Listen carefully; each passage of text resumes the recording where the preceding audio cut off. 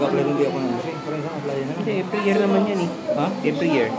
Kaya nga parang, kasi pag ano, hindi na ako pwede, kasi wala, hindi ko gamit yung PCR. Yun lang. Eh, magkantay na naman ako tatlo. Kaya pa nakapagpasa ka po? Nakapagpasa na, pero nag-iisip nga rin ako, parang,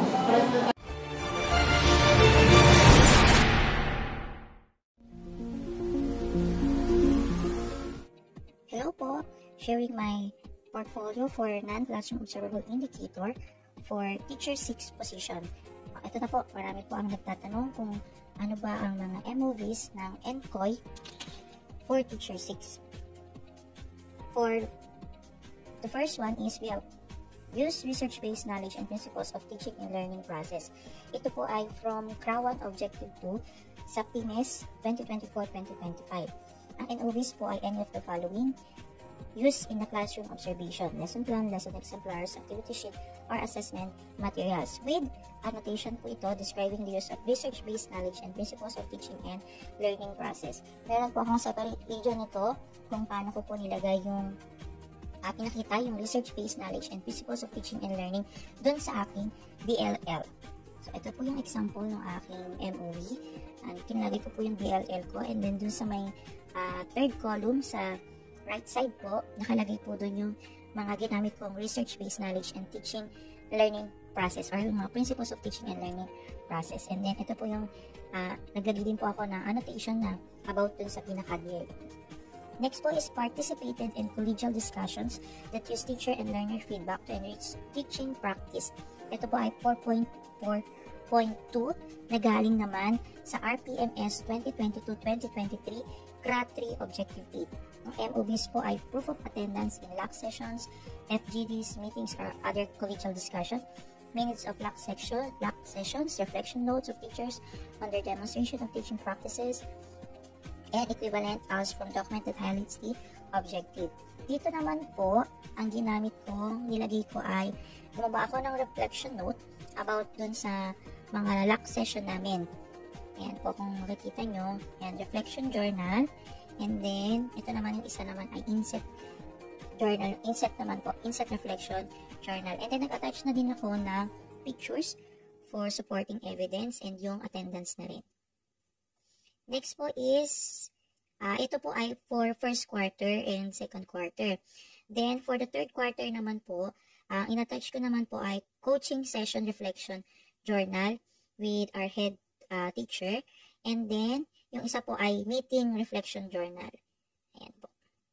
Kaya po siya, 4 yung MOVs kasi dun po sa rating po, para makakuha ka ng 4 for timeliness. So, kailangan po sa 4 na quarter ay meron.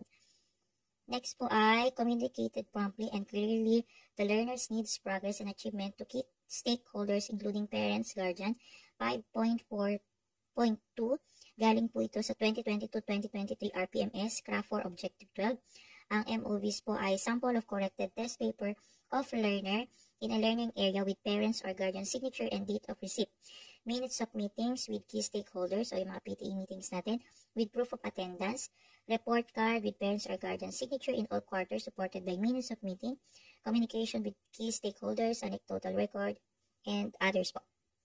Ang nilagay ko po dito is yung mga parent-teacher conference po, mga PTE minutes of meetings with attendance. So, nagdagdag na din po ako ng picture. Ito po ay ng first quarter, second quarter, third quarter, and fourth quarter.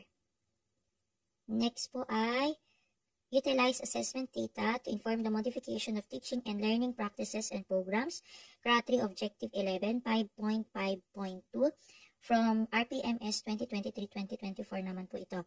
A list of identified least most mastered skills based on the frequency of errors, correct responses with any one of the following supporting MOVs. Jadi ito po yan, mga accomplishment report for remedial enhancement activities, intervention material used for remediation, lesson plan activity log for remediation, enhancement utilizing assessment data to modify teaching and learning practices or programs. Dito naman, ang nilagay ko po noon ay, naglagay po ako nung identified list most mastered skill. Ayan, meron pong most mastered and list for first quarter, second quarter, and third periodical. And then, nag-add po ako ng mga activities or supporting MOV number 2. Ito po yung mga remedial activities na ginamit namin. Next po ay develop a personal improvement plan based on reflection of one's practice and ongoing professional learning. So ito na po tayong last na NCOY from 2023-2024 RPMS.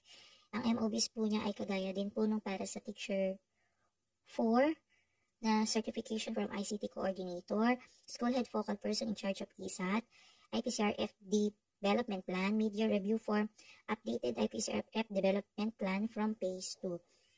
So, ito po yung sample ng certification of ESAT. And then,